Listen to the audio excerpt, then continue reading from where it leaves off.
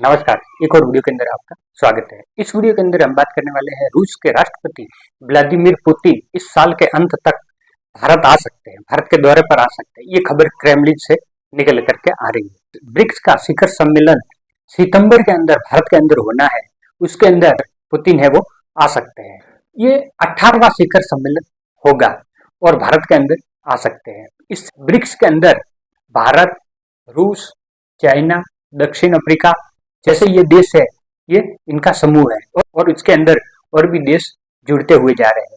तो ये अमेरिका के लिए बहुत बुरी खबर है, क्योंकि ब्रिक्स है वो अमेरिका के खिलाफ में है। अमेरिका बोलता है कि ये अपनी ब्रिक्स की करेंसी ला सकते हैं, तो इससे डॉलर को खतरा होगा। तो ये 18वां शिखर सम्मेलन भारत के अंदर हो रहा है, उसके अंदर पुतिन का आना लगभग तय है। रूस पहले से भारत का रक्षा सहयोगी है, महत्वपूर्ण रक्षा सहयोगी। भारत पहले से रूस से फाइटर जेट या और भी कई तरह के रक्षा उपकरण है वो खरीदता हुआ आया है, एक महत्वपूर्ण रक्षा साझेदार है। तो इस दौरे के अंदर द्विपक्षीय मुलाकात भी भारत के प्रधानमंत्री और पुतिन के बीच में होगी। तो और भी कई तरह के रक्षा सौदे, ऊर्जा से संबंधित और तकनीकी समझौते हो सकते हैं। ये भारत के लिए अच्छी खबर है। इस शिखर सम्मेलन की थीम है मानवता को प्राथमिकता, ह्यूमैनिटी फर्स्ट। इस नारे को लेकर के भारत इस आयोजन को कर रहा है।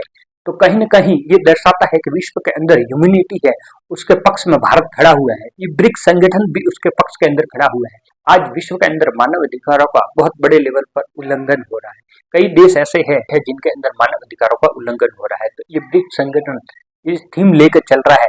ये मानवता के लिए अच्छा है, क्योंकि इसके अंदर बहुत बड़ी पॉपुलेशन इन देशों के अंदर निवास करती है। और अमेरिका के लिए ये झटका है, क्योंकि भविष्य के अंदर ब्रिक्स ने अगर अपनी करेंसी लॉन्च कर दी तो अमेरिका का डॉलर है वो पिट जाएगा। अमेरिका के लिए तो ये बुरी खबर है, लेकिन भारत, चाइना, रूस, दक्षिण अफ्रीका इन देशों के लिए ये बहुत अच्छी खबर है, क्योंकि भविष्य के अंदर ब्रिक्स है वो अपनी करेंसी अगर ला देता है तो भारत, चाइना और इन देशों के लिए अच्छी खबर है। देश है डॉलर पर जो निर्भरता है वो खत्म हो सकती है, क्योंकि इनका व्यापार समूह के अंदर ही वो इस करेंसी के अंदर होने लग गया। तो ये बहुत बड़ी इकोनॉमी विश्व का है और बहुत बड़ी विश्व की जनसंख्या इन देशों के अंदर निवास करती है। तो ये भारत के लिए अच्छा है, चाइना के लिए भी अच्छा है, रूस के लिए भी अच्छा है, दक्षिण अफ्रीका के लिए भी अच्छा है, ब्राजील के लिए भी अच्छा है। तो इस तरह से इसके और भी नए नए, इस संगठन के और भी नए सदस्य देश जुड़ रहे हैं, उनके लिए भी फायदे का है। भारत और रूस के रक्षा संबंध बहुत पुराने हैं और सांस्कृतिक संबंध भी भारत और रूस के बहुत पुराने हैं। तो पुतिन की यह भारत यात्रा भारत के लिए भी एक बहुत अच्छी खबर है कि पुतिन का भारत दौरा होगा तो भारत उसके साथ में अंतरिक्ष रक्षा, तकनीकी, अंतरिक्ष के क्षेत्र में और भी कोई समझौते हो सकते। दिनों ही भारत ने रूस से निर्मित S-400 मिसाइल डिफेंस सिस्टम का सौदा किया था। जो बाकी थे वो तो इस साल के अंत तक डिलीवर हो जाएंगे और नई यूनिट भी भारत ने खरीदने के लिए रूस के साथ में समझौता किया है। तो भारत का रक्षा साझेदार तो है ही है, लेकिन इस संबंध को भारत और भी आगे बढ़ाना चाहता है कि रूस के साथ में ऐसे हथियार रूस से खरीदे जाए और रूस के साथ में मिल करके ऐसे हथियार निर्मित किए जाए जो विश्व के अंदर बिके भी और भारत की आत्मनिर्भरता के अंदर भी काम आए। जैसे कि ब्रह्मोस मिसाइल है, ब्रह्मोस मिसाइल की आज विश्व के अंदर बहुत बड़ी डिमांड है और भारतीय सेना के लिए बहुत बड़ी उपयोगी साबित हुई है, क्योंकि जब ऑपरेशन सिंदूर के अंदर पाकिस्तान के साथ में अटैक किया तब ब्रह्मोस मिसाइल है वो पाकिस्तान इंटरसेप्ट नहीं कर पाया था। ब्रह्मोस मिसाइल ने एक निर्णायक बढ़त दिलवाई थी। तो ऐसी टेक्नोलॉजी भारत और रूस मिलकर के निर्मित कर रहे हैं और भी कई क्षेत्रों के अंदर कर सकते हैं।